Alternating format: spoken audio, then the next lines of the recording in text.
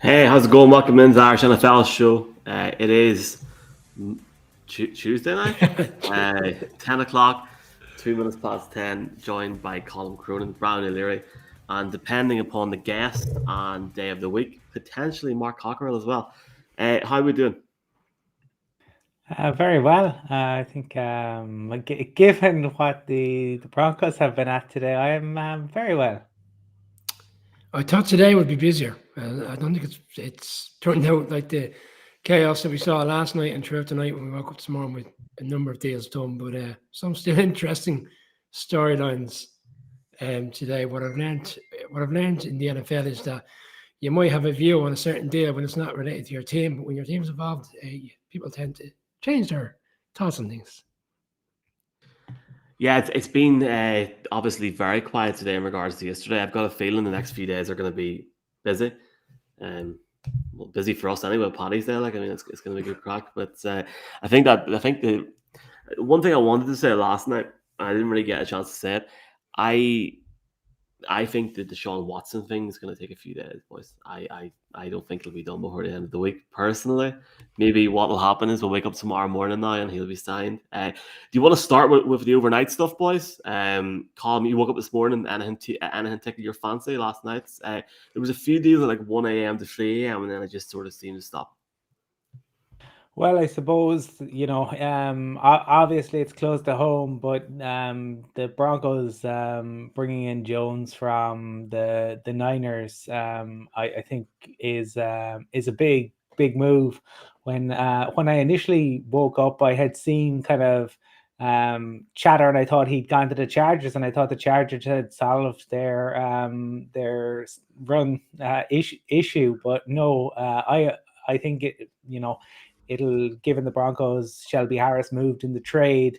I imagine he'll come in instead of Mike Purcell, but he's a guy who, initially took time to kind of find his feet, but the 49ers have developed him.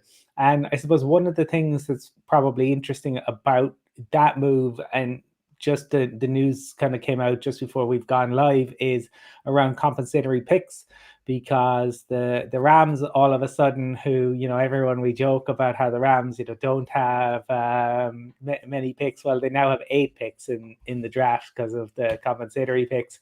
And given that, I think they didn't have a pick in the 2018 draft in the first 2 or 3 rounds, and 4 of the guys from that draft have gotten paid big time in the last couple of days, be that re-signs or gone elsewhere. So there's definitely still plenty of value to be found late in the later rounds of the draft. And it's an interesting one, I suppose, around the compensatory picks, how they come about in terms of players, in terms of developing coaches. But that just came out just before we went live.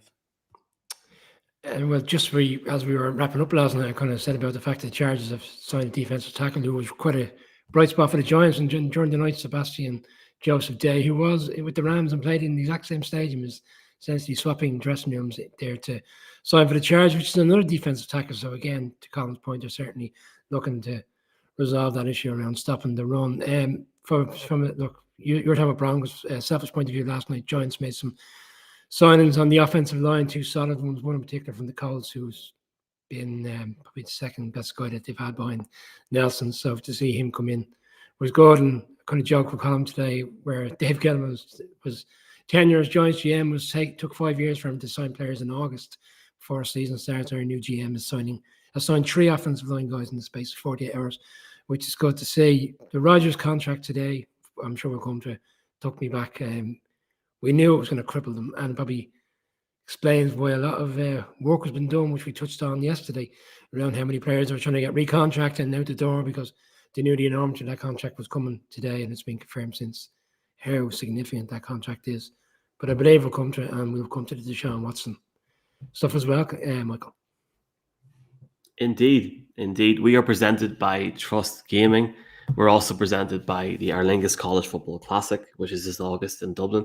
And we're also presented by Mini Arcade Systems. Thanks for everyone watching in live on the show and also listening on the podcast. You can get involved on YouTube, folks. You can comment on YouTube. We'll put your question if suitable, onto the screen and try and interact with it. Where do we want to start? I'm not gonna whip this out again. Don't worry. I mean, it's I'll hard. go with the Cowboys. I think we should start Well, with the the Cowboys. Cowboys thing was intriguing. Like, what is going on in Dallas at the minute? Like, I get into the car after work and seeing the Randy Gregory news, but then seeing the Cowboys had announced that he was staying, and then a guy that I follow on Twitter, Vic Lombardi, said he's coming to Denver, and I was like, okay, what's going on there? Well, Jerry is fuming apparently because Jerry had done a lot of the work. So Randy Gregory apparently had offers from a number of teams, could have got more money, but Jerry personally intervened, spoke to Randy, and they had a deal done. It was all verbally agreed. Jerry thought it was all good to go. And whether it was Stephen, whether it was somebody else in the Cowboys organizations, they started tinkering with the language in the contract. And understandably, Randy was none too happy with that. So he ends up coming to the Broncos. I think it's an interesting one, particularly given that's what Jerry wanted. So there may be, if it's Stephen, I'm sure, it'll get sorted. But if it's not Stephen, there may be repercussions for whoever didn't do that. Now, a friend of the show, Jane Slater, says that they are looking at Von Miller. We know, obviously, the Texas connection, and he has a house just outside Dallas. But I don't think anything further has happened on that as yet. So, but that was just one of the moves involving the Cowboys today. We say understandably, I assume we mean understandably as in the sense that the Cowboys are right to put that stipulation in the contract, because the guy has missed 54 games in his career. He was suspended for 14 games in one season. He was suspended for the entirety of the 2017 season. He was suspended for the first 6 games of the next season. So I think the Cowboys are well within their rights to but not after it's been agreed. Plus, the league has changed. It's tampering period, so nothing's ever agreed until it's signed, and it doesn't get signed until Wednesday. Well, that's why he's no longer there. Plus, the league no longer tests for marijuana, so it's now no longer a suspension. It's a fine, but you can play. So we don't know what the Cowboys were looking to exploit in terms of the contract. I think it's obviously his agents has taken him. I'd say we'll hear soon enough. I think it could be more financial than anything, to be honest, because maybe the agent said, hang on a second, I thought I was getting a significant cut in the contract, and the contract isn't what I thought it'd be. And maybe Randy Gregory feels that he's worth more, because in fairness to him, he did, despite all the off the field stuff he's had a really good season. I think Colin was alluded to it today. You see it throughout the years with players that have a really good season, and they leverage that season to get a really good contract, and then it doesn't materialize thereafter. I don't know if that's because they've got paid and I suppose their eagerness to play really well is gone to a certain extent, or because they don't fit into a new system. I suppose it's a combination of both in terms of different players throughout the course of their careers. He led the league last year in sacks under 3 seconds with a total of 3, and also tied first for turnover by QBP, quarterback pressure. Look, he is one of the most impactful pass rushers last season. I guess my question is not just in Randy Gregory, lads, but in terms of Dallas and what they've had to do with restructuring. And we did talk last night a bit about Cooper. Where does this leave them, lads, going into the new season? Like, where do you think they need to adjust over the next few days? Like, Von Miller, maybe going to Dallas. Colin, can you see, not just for the NFC East, but what did they have to do to get back to an NFC Championship game? Before I have children at some point. Well, that's the Jerry Jones sized question. And yeah, Brian, I totally understand they'll want to sort out the language, but when the team's official Twitter account announces that the deal is done, I get it. And by what Jane Slater is saying, many of the players have similar language, but they probably should have sorted that one out before they announced it. In terms of what they do, yeah, I'm sure. Look, they're going to have to, I think, bring in a couple of names. Given that Amari Cooper is gone and Randy Gregory is gone, Jerry's going to want to make a splash. there's a couple of things. The Giants were guilty of doing it last night. They tweeted out that they had agreed a contract with Nagrinsky coming in from the Colts, and one of the beat writers said, "Well, hang on a second. You're basically confirming the deal during a tampering period."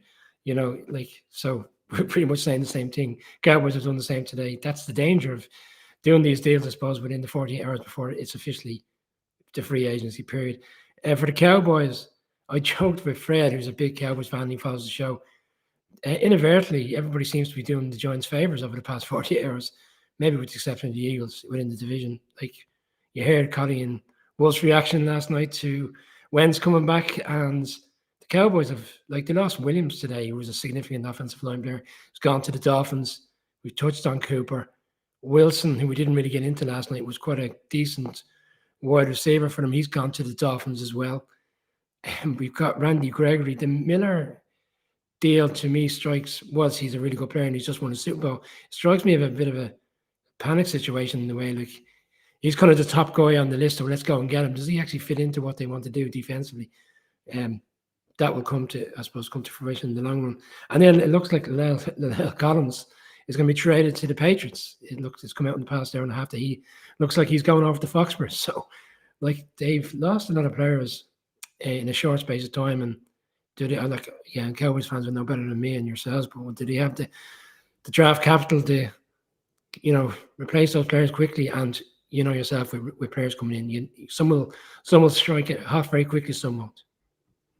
Absolutely. A few comments there. Fred saying, lads, I said it before the season started, he didn't want to listen. I always listen. The window was shutting fast and any chance of Super Bowl run. Fred, I got into my car after work and seen your tweet and had to reply a big gif of Jerry Jones going like that.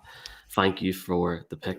Just seeing Keith's comments, it's pretty similar to what I'm saying here. Yeah, Connor Williams going to Miami, potentially Lil Collins going, who is going to protect Prescott? And that's, and Brian, you mentioned it there now, lads, like, you go through yesterday, today, and tomorrow, and then suddenly a lot of players have gone, a lot of players have been traded, and look, it's not like you're sitting in a store closing down, you're getting slim pickings on St. Stephen's Day or Boxing Day or something like, but you're sitting with a fewer selection than you had beforehand. I think this Von Miller situation is intriguing because he obviously owns a chicken farm, which, if nobody didn't know that, day close to the stadium. I never thought I'd say that in my life. And well, I never thought I'd say this. Brian, do you want to shout out what you just put a message into the group saying there? Oh, don't worry, this isn't a significant sign. It's very, very significant. It's NFC East, and I personally think it's huge news. Oh, well, it's just back to the point I made last night, where we are in terms of a quarterback situation. We need someone that's going to challenge Daniel Jones, and Tyrod Taylor's coming in as the backup for the season, which, look, doesn't come as a surprise. Me and Colin discussed the Trubisky contract this morning, $14 million over 2 years, $7 million a year for a starter. Pittsburgh was a fair contract, I believe, for the Steelers, but for him to come in the cap situation that we're in would be, to be honest, too much, when we have too many other situations to resolve. Tyrod Taylor's he's a serviceable quarterback. I wouldn't say he's at the Teddy Bridgewater level. I think Teddy's better, but he'll do a job for you if he's called upon. But he's there to fill a hole in. The column, Jerry O'Shea just tweeted us with a picture. He's watching the show on TV saying this is better than the RT analysis of the United game. I can't watch the RT analysis of the United game, so hope you're enjoying it, Jerry, if you're watching either. But thank you very much for your support. Colin, what were you going to say? Well, if you want the United analogy in terms of contract years, Ryan Giggs was always amazing in contract years, so that would play out. For me, I suppose, just in terms, I think if you're looking at Dallas also in terms of Von Miller, you obviously have DeMarcus Ware, that connection, and DeMarcus put up on his Instagram Reels earlier where that it could be Von and the defensive rookie of the year, not far off being the defensive player of the year, and DeMarcus Lawrence, who signed a new deal with the Cowboys. That'd be a pretty nice trio to have there. But the Cowboys have been noted over the last number of years for the strength of the O-line, so that is something that they're going to have to look at. And the Collins one is interesting because that has gone through firstly there was going to be a number of teams interested in him. Then he was going to be released. Now it looks like the Patriots, but you wonder why there isn't more of a market for a player of his ability. Yeah, I agree with you, Colin, because there's been a few teams touted this week that would be interested, even the Broncos that were considered as one. And I am surprised that he didn't have more options, but he's a very solid player, and going to make sense in a way because the Patriots have been busy today, not so much a free agency signing, but more wheeling and dealing with trading. Jack Mason, who has been on the offensive line, has gone to the Bucs. So obviously we spoke last night about the fact that the Bucs will Mark had made some valid points around the Bucs and chopping and changing, and Brady very quickly would be looking to make sure they got players in that was put around him in terms of protecting him, and he's gone there, and they've done a deal with the Browns being a linebacker as well. So they've done a few trades today, and that's the nature of the Patriots. We're so used to seeing these wheeling and dealing with third and fourth round picks swapping around and fourth and fifth and all the rest. So, but it does start to make more sense as the day's gone on that they've gone in for Collins, because they did lose Karras yesterday, albeit he's the centre, to the Bengals. So yeah, it's kind of a swap one in, one out, which is we see that every year with Bill Belichick. There is obviously news today on Aaron Rodgers' contract, which has been signed, sealed, delivered. I'm yours. Gotta keep myself going here. $42 million in 2022, $59 reduce in 2023, $49 in 2024. That's $150 million over the next 3 years, and the first two are fully guaranteed at signing. Colin, is Aaron Rodgers the new head of NAMA, or have I missed something here? That's a lot of money. Obviously, you know, he wants to get paid. You could argue he deserves to get paid, and it's now a big season for him to try and convince or to try and get Davante Adams back on side with the Green Bay Packers management. Yeah, it is. It's certainly a lot of money. I think what jumped out at me was, and Pat McAfee himself kind of had to put his hands up, because when Rodgers announced he was going back, obviously, and Rappaport had said that it was going to be a $200 million 4-year deal, and that was basically denounced as fake news, and we were told that Aaron Rodgers was going to take a team-friendly deal. So it's not, as Pat McAfee himself said, it works out with the incentives and everything else. It's about $184 million and over 5 years, because they have the void years and whatnot. So not far off what Ian Rappaport had said. I mean, I suppose we have seen the moves that the Packers had to make in terms of getting themselves in a position, and obviously it reduces the cap hit this year. It's really intriguing to see how the cap works, because your salary can go up, but your cap number goes down. The Packers are, the fans, I think, are going to be delighted. Look, Rodgers is staying, and this essentially guarantees that it is no longer the last dance. Unless there is an out that we are currently unaware of, and the devil is in the detail when it comes to the contracts. But I think this means that Aaron Rodgers is going to be a Packer for certainly the next 2, probably 3 years, and then let's see after that. But yes, they still have work to do, because as we keep hearing, Davante Adams says that he won't play on the tag. Brian, do you think Davante Adams will be playing in Green Bay in September? And if so, will he be on the tag, or will he somehow negotiate another NAMA style Celtic Tiger deal? I think he'll get his contract. I think I said last night, he's joshing for a position in the Grand National. He's making it known that he wants that contract, and I think they're gonna find a way to do it. I think the Packers have a lot of work to be done tomorrow, because I think it's 8:00 our time tomorrow evening. Every team needs to be under the cap, and then after that it doesn't get looked at again till July. So they need to cut some players tomorrow, and there's a few there. And I think Declan, who's good follower of the show, asked the question, where does Smith go? Who's just been released by the Packers. I think he'll go back to the Ravens. I think it's a fair shout. It's been discussed today. Yeah, fair point. But yeah, I think Smith will end up back at the Ravens. He's been there with a big sign at the time when he moved from the Ravens to the Packers. I think he'll find a home back there. But to my point, I think the Packers will cut a few more players tomorrow. I think it's an interesting day ahead from tomorrow because I looked at the numbers last night. They're still substantially over the cap to get rid of a few, free up the extra money they need. And look, we spoke to James Palmer last week, and he said these guys find ways of massaging the numbers, and somehow by the opening weekend in the season, I'd imagine Adams has his contract. I think he's going to go. I'm putting it out. That's my bold prediction this week, and I think I'm going to get a text from these boys tomorrow or the next day, so saying, "Can we go live?" And I'll be like, "No, it's Paddy's Day." I think we're due one big thing. You think he'd be traded? I just think something big is going to happen this week, and it's not going to be the Deshaun Watson. Do I think he could be traded? Yeah, I think he could. Now, one team I don't think he's going to be traded to, Brian, is the Jacksonville Jaguars. If anybody's seen my Ian Beale meme last night, I've got dropped and left. Well, I woke up this morning and I seen DJ Chark is going to the Lions. I think the Lions fans in Ireland are gonna be delighted with that. And yeah, Colin, I haven't got the financials on me, but I would say from the way that he's played, it's a decent contract there. Like, could you imagine if the Jaguars kept him after yesterday? Like, they were literally like running in the Poundland or whatever it's called in the South deals and picking up whoever they can get, and they're paying over the odds, and they were just happy to run around and get it. Like, at one point last night, I think they got Evan Ingram during this show, and I was like, I mean, who do they want next? I mean, come on, like, this is ridiculous. But DJ Chark's not going to be there. And I would go as far, Colin, as saying, if I'm Laviska Shenault's agent, I am on the phone to every team in this league right now. Get me out of here.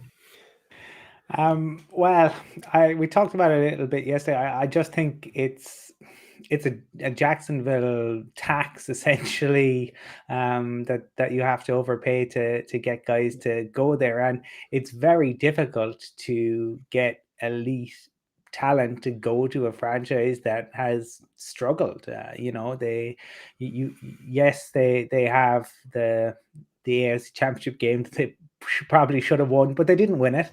So it's a franchise that has been down in the doldrums, and yes, they have Trevor Lawrence there, but given the upheaval that they had with Urban Meyer, given what people saw last year, we've seen they released Miles Jack today. We know what's gone on in the past with players leaving, with the GM.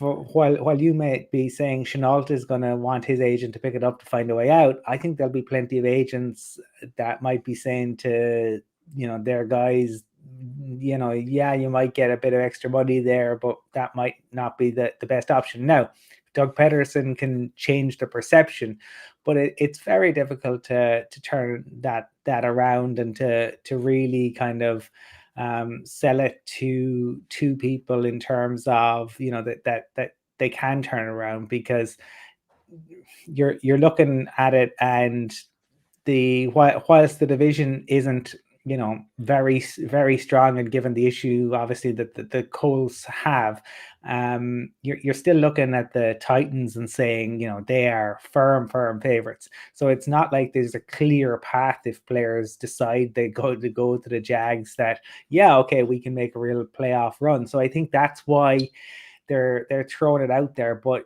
you'd have to say that at the moment it looks like it looks like they're buying a lot rather than buying real talent.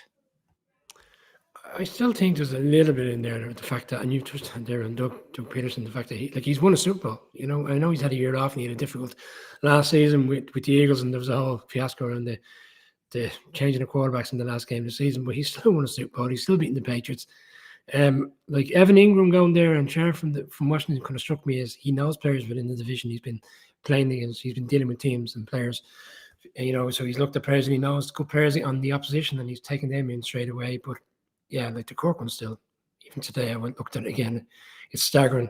DJ's gone, Miles Jack's gone. The funny thing, when Miles Jack got released today, the amount of people engaging with our page and other page was very much, even in America, we're all saying, God, I'd love to have him on my team. Those Patriots fans, even Keith said there, geez, I'll take him with the Dolphins. He's still got a lot to give, and he's quickly moved on from the Jags. Is that the right thing to do? Sometimes the player that you have isn't, you're getting rid of players that you have who know the system and know the surroundings, and you're bringing in players expecting them to hit the ground running. That may not be the case, and I was surprised. It has to be a financial situation because he's still a very good player, and as I said, there'll be a lot of teams to take him, and sooner or later he'll get signed quickly enough, I'd imagine. Tom Brady and the Bucks, trying to touch on as many teams as we can here, picked up Russell Gage from Atlanta. In his career, he's played 61 games and he scored 9 touchdowns. Colin, can Tom Brady turn him into an elite wide receiver? He probably can. Let's be honest. Yeah, he can. I mean, that's what the best QBs do, essentially. Look, Eric Decker. How much money did Peyton Manning make? There will be no slander of Eric Decker. Eric Decker. Let's not start this now.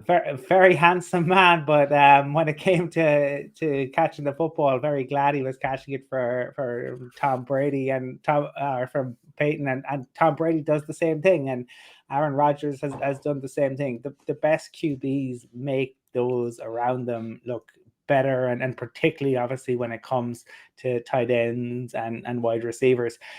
Gage kind of had a really solid end to last year, given the stuff that went on with Ridley and just not having a whole lot of other options. So this is I suppose a deal that makes a lot of sense.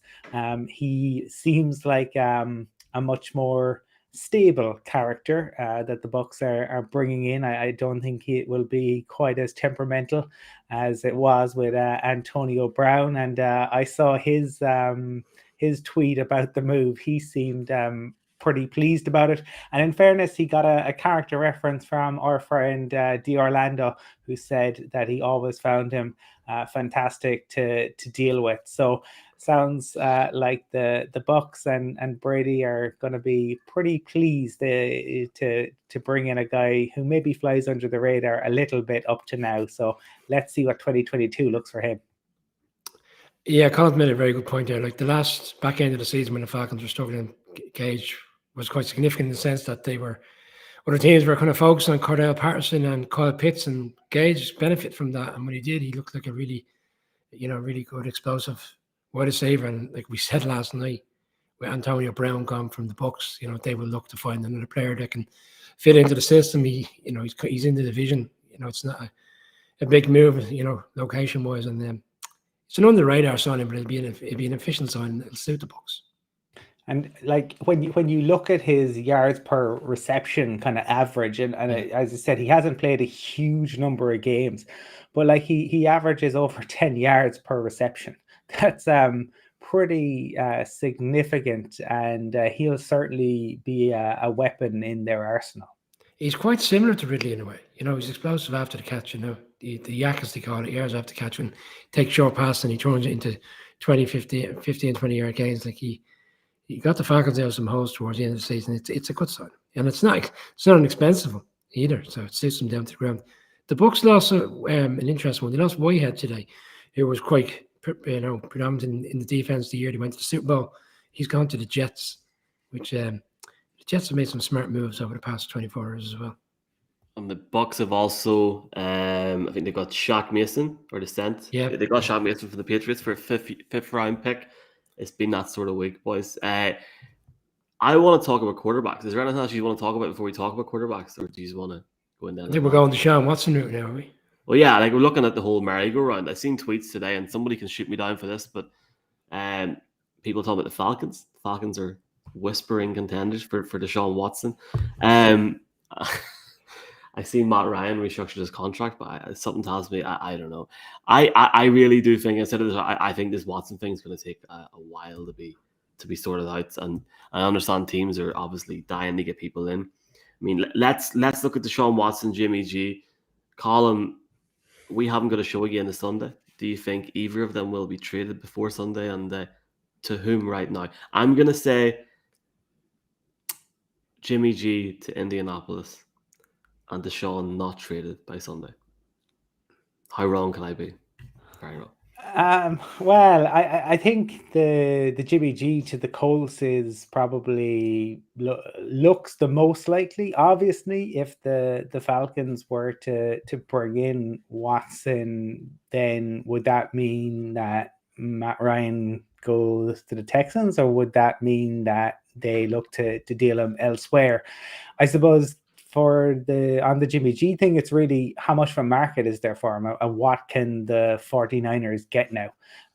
They have to move on from him because they can't keep that contract. But it certainly seems like the market has shrunk, given that the Steelers have brought in Trubisky, and they're not going to bring in another name. They may draft, but they're not going to bring in. So I think the market has shrunk there. I think the Watson thing is going to get done by potentially the weekend. It will play out over the next couple of days. You've seen the teams kind of and the Saints are, Declan's put that the Saints are currently the favorites, but I've seen quite a few people today say that the Browns are going to make a really, really strong push because they just don't they think they've got a really good team there. They really like their head coach, but they just don't believe in Baker Mayfield.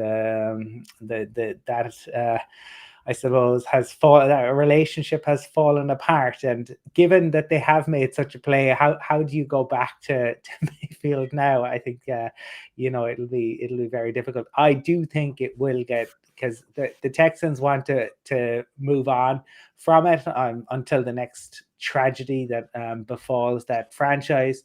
So to me, I imagine, he's meeting teams at the moment.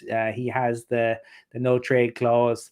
But I think by Sunday that will get done. Brian, use your magic balls and tell us where he's going to be. I agree with Colin. It'll be done by Sunday, and I'm convinced it's the Saints. I think the Falcons is a leverage situation. Falcons are trying to drive up the value for the Texans in terms of what they get, because you've got three teams in the same division. Essentially, the three teams leading the charge to get them. I know the Browns are in play here, and if you look at the Browns, you look at the Falcons. Like, do we really see Matt Ryan is going to agree to a trade to the Texans? With all due respect to Texans fans out there, or like Baker Mayfield is more likely to end up with the Texans. I don't think the Browns will pull it off. I think it's the Saints. I mean, from his point of view, I think it's crazy in the sense that he's the one calling all the shots now. Understand he's the no trade clause, and he's meeting the teams and he's deliberating with his team around where he goes.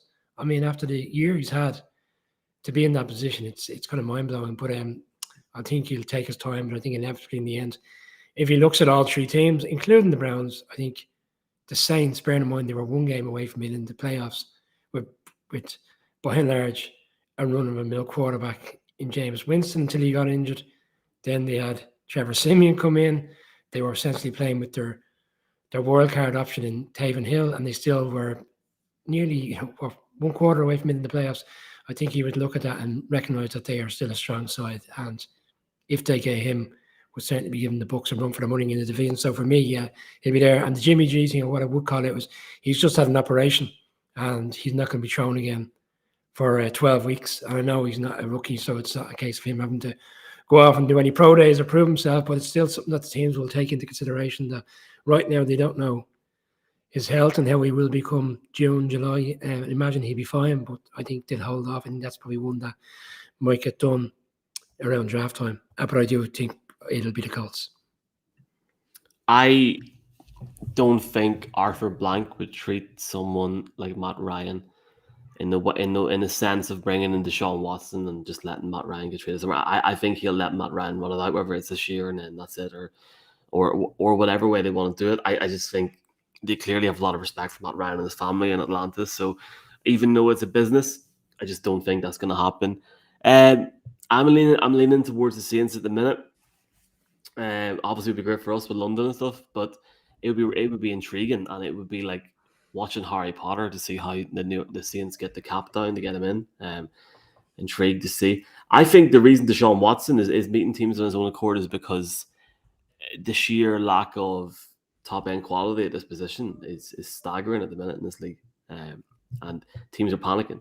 I can see your argument for Jimmy G going later on in the offseason, but I think he's either starting in San Francisco or he's out. Do you know what I mean? Like he'll be out ASAP, and the teams are desperate. Like here in the Colts, literally rang up the phone for the crack, asking about Deshaun Watson last night. Makes me go, what's going on here? But what I would sorry, Colin, go ahead. Sorry. No, just billionaire owners. This is what you're seeing, I suppose. And look, it's always been in the league to a certain extent, but owner with the way in which teams have become so expensive, right? The people who own teams, you are talking about multi-billionaires generally, and they tend to get what they want.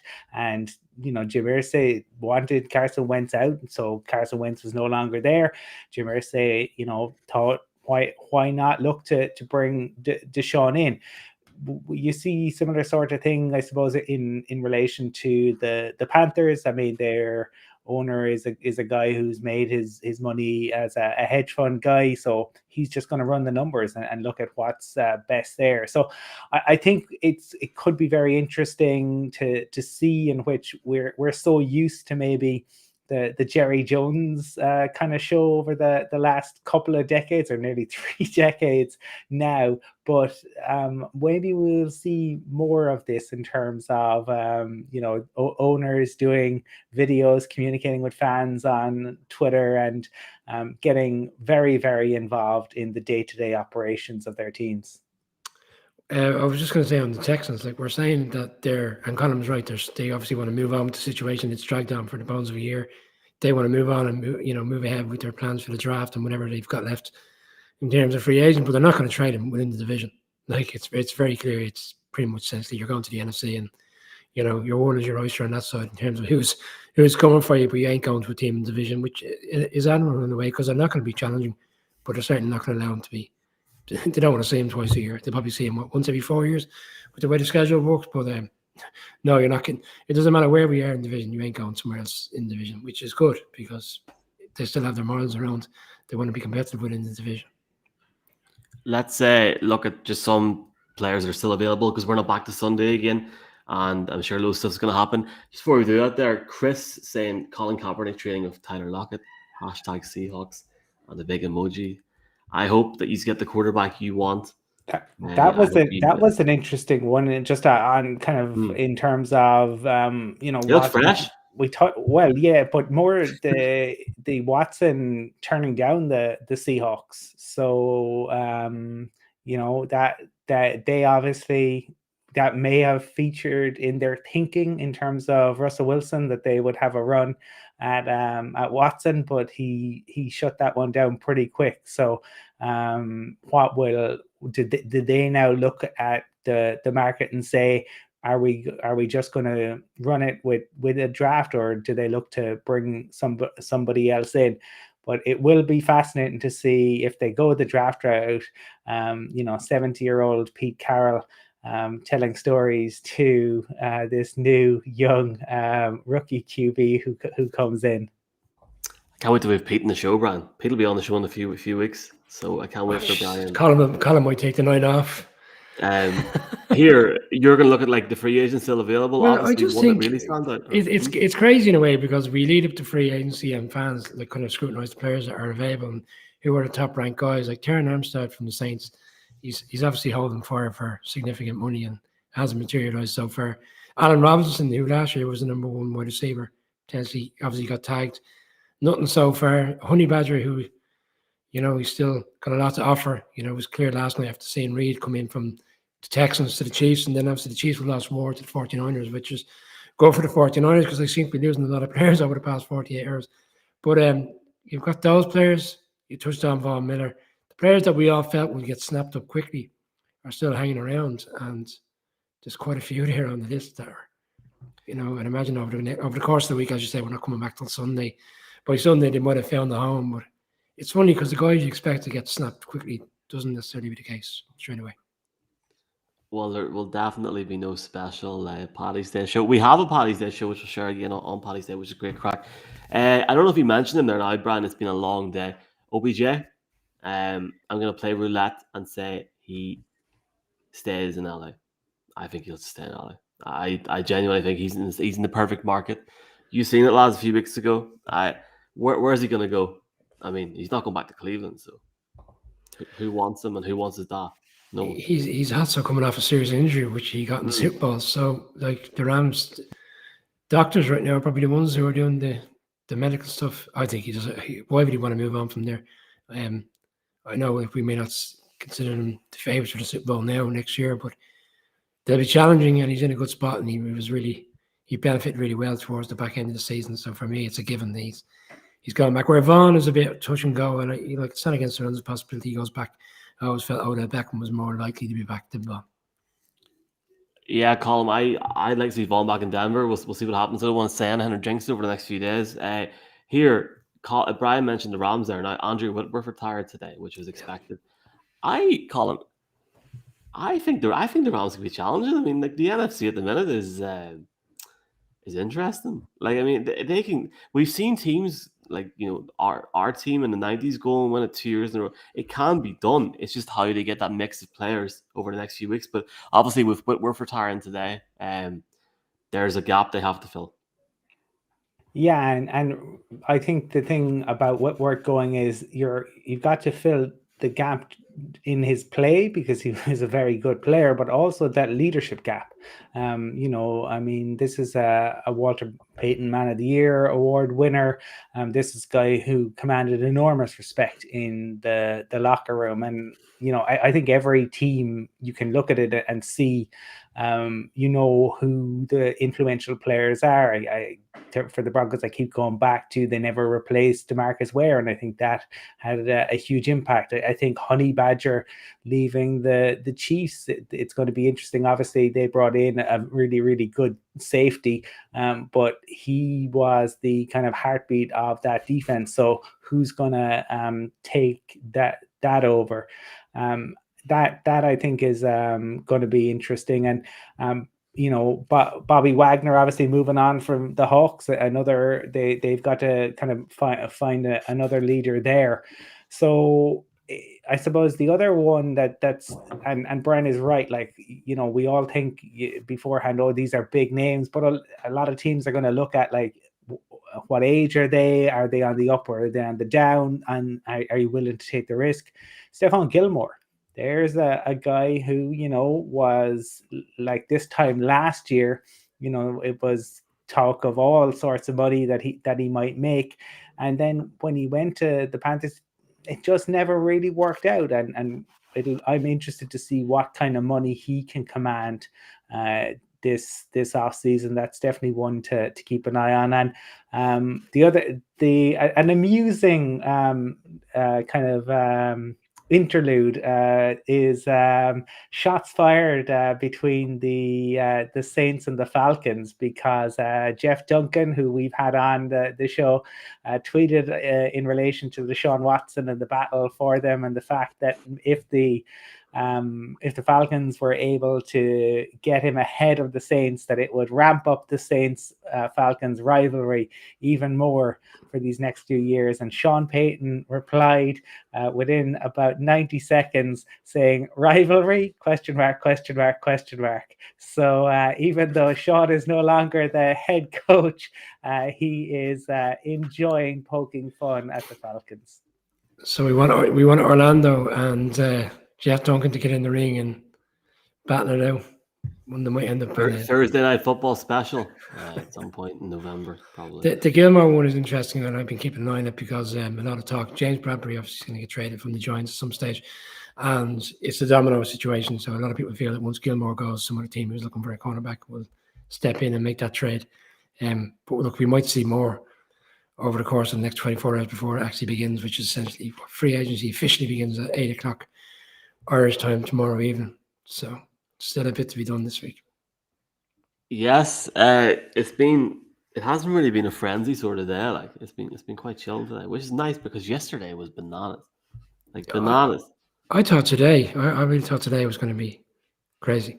I felt that yesterday would be what we're used to seeing, but I still felt it would the trickle down effect would still continue today, but it hasn't materialized. But look, we know it's coming tomorrow's another.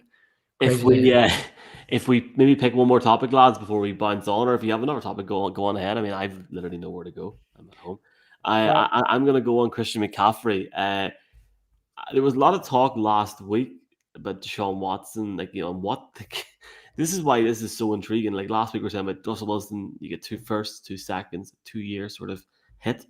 Like there's like Deshaun Watson apparently, like the Texans are apparently looking 3 firsts, at least 2 seconds, and apparently like they would be looking for a player like Christian McCaffrey's caliber off the Panthers. That's nuts. That's mad stuff. But Colin, if you're a member of the other 31 teams, or if you're a part of the other 31 teams, do you see value in going for a guy like McCaffrey who on his day can be one of the best in the league? Or are you concerned about injuries? Because, for what we say about the running back situations in teams, it's the one position that you can test the waters and get a serviceable guy in. But when McCaffrey's unreal, he's unreal.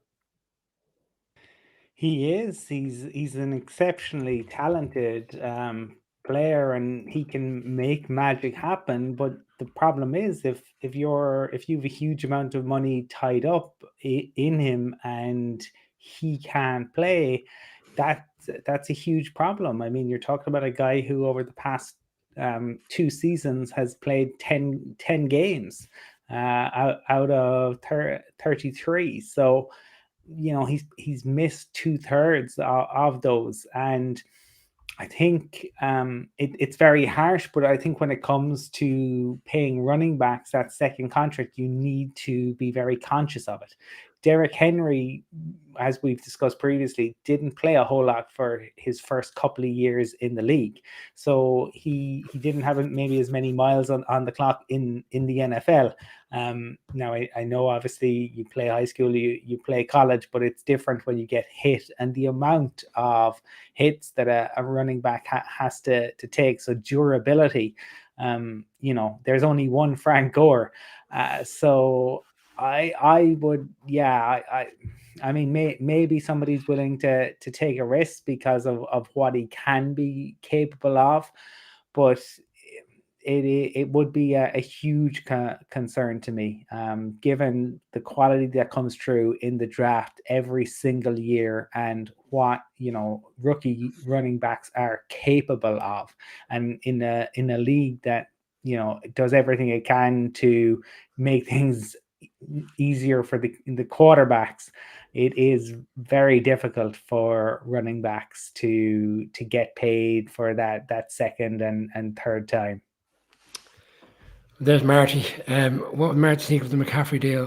What I'd say about him, that is, I do think he might end up getting traded, but I think it'll be one of those July days where there's very little NFL news, and just before training camp, bang, he's traded, because what I think we'll find is teams will reevaluate where they are after free agency and then after the draft, and realize they don't feel they're comfortable going into the season with what they have, and they'll look at McCaffrey, and despite the injuries, they'll put out a third or something like that, and it'll be accepted, or they might even reach for the second.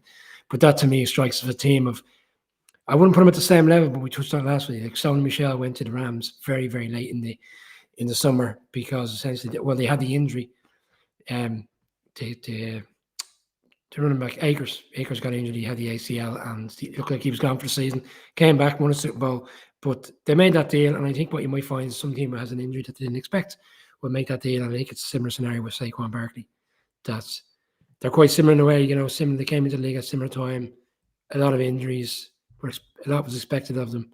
On their day, can do a lot, but the injuries it's been a grind, and you're probably looking at a third or fourth round at best for those guys, which is crazy when 4 or 5 years ago they were supposed to be the face of the franchise for both teams. But look, injured players, the next 24 hours, the next 48 hours, by the time we come back Sunday, I'd imagine we'll have a list as long as your arm of players that have gone to places we didn't expect, and they've got a lot more money than we didn't expect. But free agency week is always crazy. Frenzy indeed. Yeah. It's going to be interesting. I want to hear Brian's thoughts on Sunday, but when Tyrod Taylor's going to start for the Giants. Week one. I've just seen his contract. It's definitely week one. That's a high level backup, boys. But I just said earlier on the show they didn't want to pay it to Trubisky, and they've given him more than Trubisky. So there you go. That would just puncture your lung, wouldn't it? He's only 5.5 a year, no? 17 million over 2 years. Oh, I 17 thought. million with incentives, 5.5 overall. And Okay. yeah, But yeah, look, it's an interesting contract. Can I take this opportunity to wish you lads and everyone watching and listening a very happy St. Patrick's Day.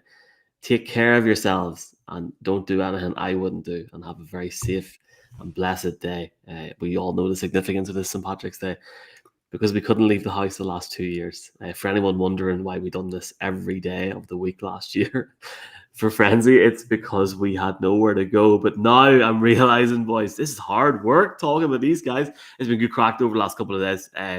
Appreciate everyone listening, watching, to all the sponsors, the Trust, Mini Arcade Systems, College Football Classic, to you lads, and to the special guest. What was his name again last night? Matthew? Mark, coming on for Colleen Wolf. Lads, take care. Enjoy parties. Well, one quick thing. One guy, and it made me laugh earlier because I saw somebody put it out, and I imagine it was his agent, but I imagine he's going to enjoy Paddy's Day. Jadavian Clowney, and somebody put out saying, "Oh, Jadavian's going to take his time. He wants to assess his options." It's well known Jadavian Clowney hates OTAs. He hates training camp. He always leaves it until the last minute, and I would love to have that luxury. I salute Jadavian Clowney in the way he goes about his business, because he doesn't like training camp. He's able to avoid it. He still gets paid, and he goes out there and does it on the field in order to get a new contract the next year. Happy days. absolutely. Also, big thanks to Mark Hogan for the graphics today and yesterday. Great work, social, everything, lads. Been great crack. Thanks to everyone watching. Thanks to Marty on the wheel. And we will see you on Sunday, apparently at 9 p.m. That is 5 p.m. Eastern and 2 p.m. Pacific and 10 p.m. No shows, but we will keep rolling the page with all the deals as they happen. Yes, we will try our best. Mr. Rappaport with the retweets. Lads, have a good night, folks. Thanks for watching. Happy Paddy's Day. Keep her lit. Sunday.